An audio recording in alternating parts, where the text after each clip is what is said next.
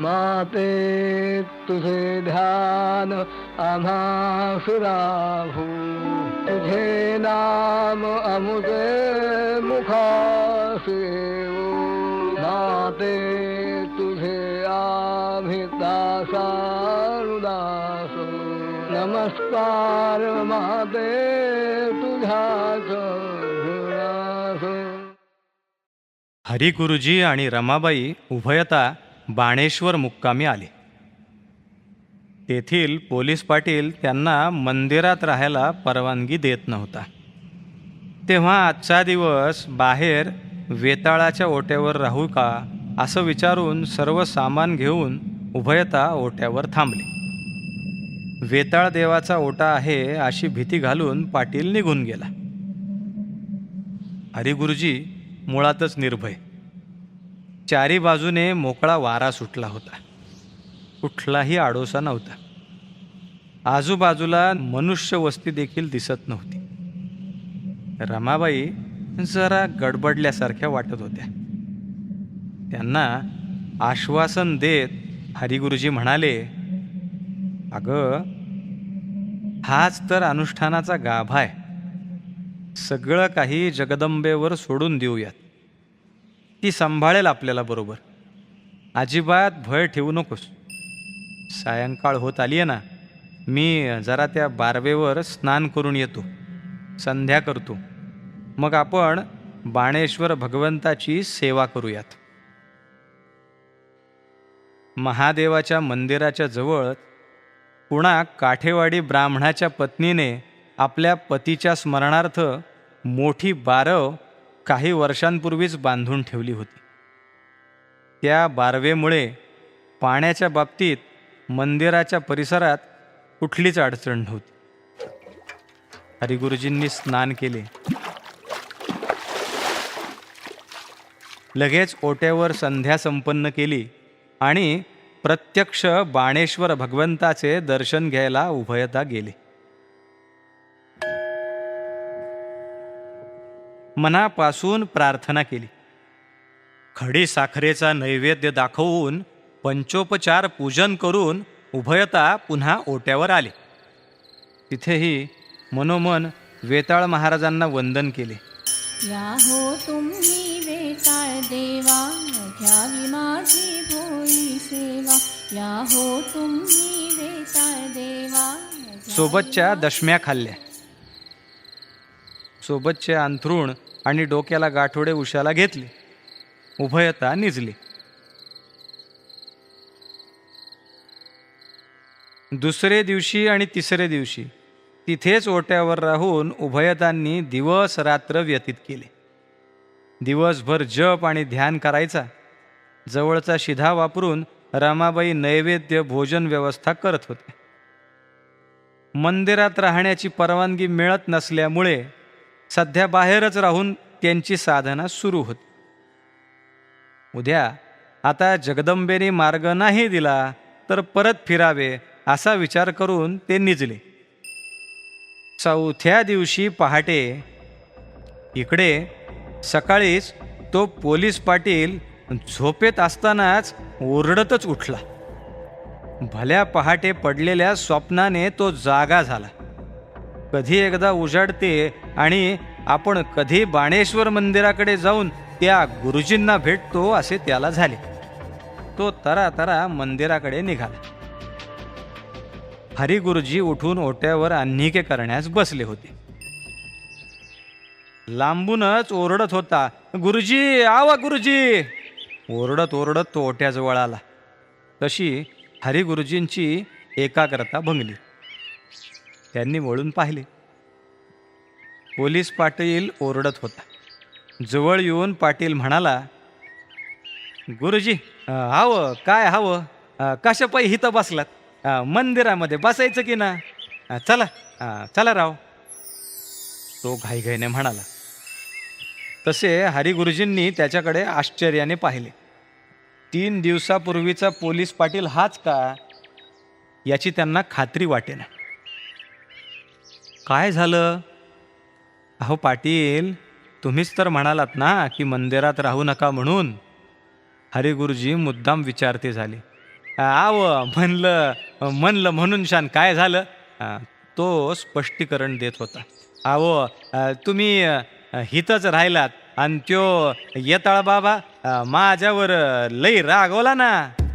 म्हणजे रमाबाई लगोलग विचारत्या झाल्या. म्हणजे म्हणून शान काय विचारता? आज पहाटाला येताळा बाबा माझ्या स्वप्नामध्ये आलं आणि रागवलं की माझ्यावर.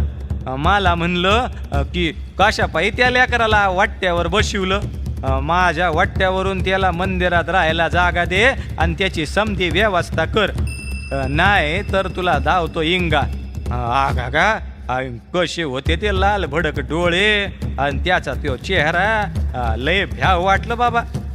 तुम्ही असं करा, चला बरं मंदिरात, नाहीतर हे हित अशी कोपी बांधून देऊ का?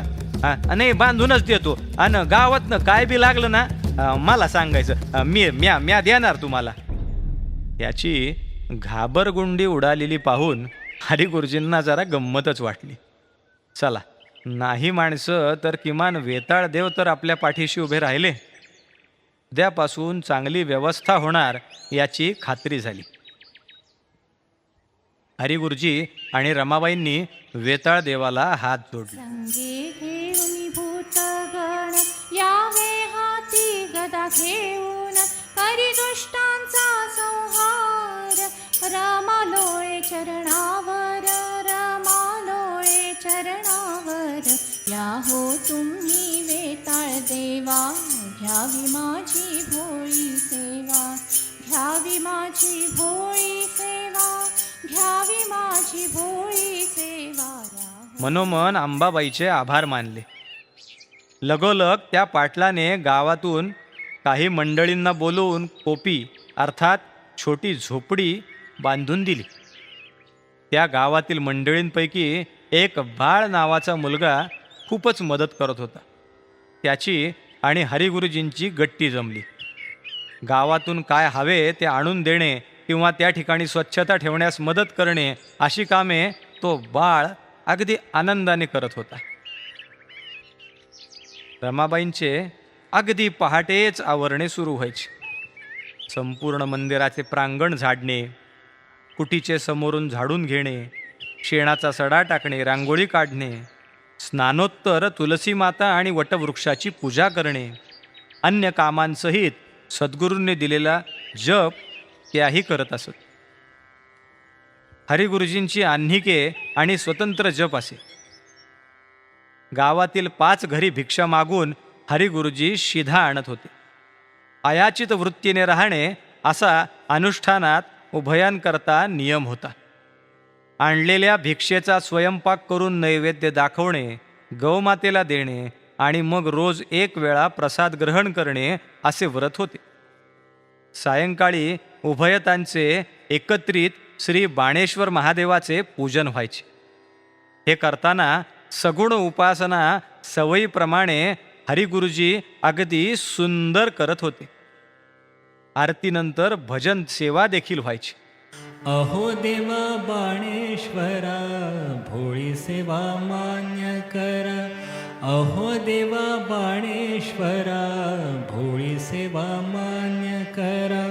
भोळी सेवा मान्य करा, भोळी सेवा मान्य करा. अहो देवा बाणेश्वरा, अहो देवा बाणेश्वरा, भोळी सेवा मान्य करा. देवा तुझा येथे वास, भक्त धरती तुझा ध्यास. देवा तुझा येथे वास, भक्त धरती तुझा ध्यास. भोळी सेवा मान्य करा, अहो देवा बाणेश्वरा. त्यांच्या दोघांच्या व्यतिरिक्त क्वचितच कोणी येत असे. पूजनाला दररोज सर्वच उपलब्ध होत होते असे नाही. अशा वेळी भजनातून हरिगुरुजी व्यक्त होत. देवा नाही गंध पुष्प, नीर नाही बिल्व पत्र. देवा नाही, नाही नाही नाही.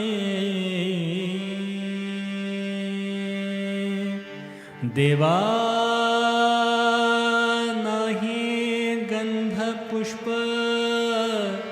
नीर नाही बिल्वपत्र हो. अशी सेवा करताना देवा नाही त्यात गंधपुष्प आणखी खडतर तप पुढे करायचे होते. कोणते होते हे तप? त्यावेळी आई जगदंबा भगवतीने कोणती अनुभूती दिली हे सर्व पाहूयात पुढील कथा भागात.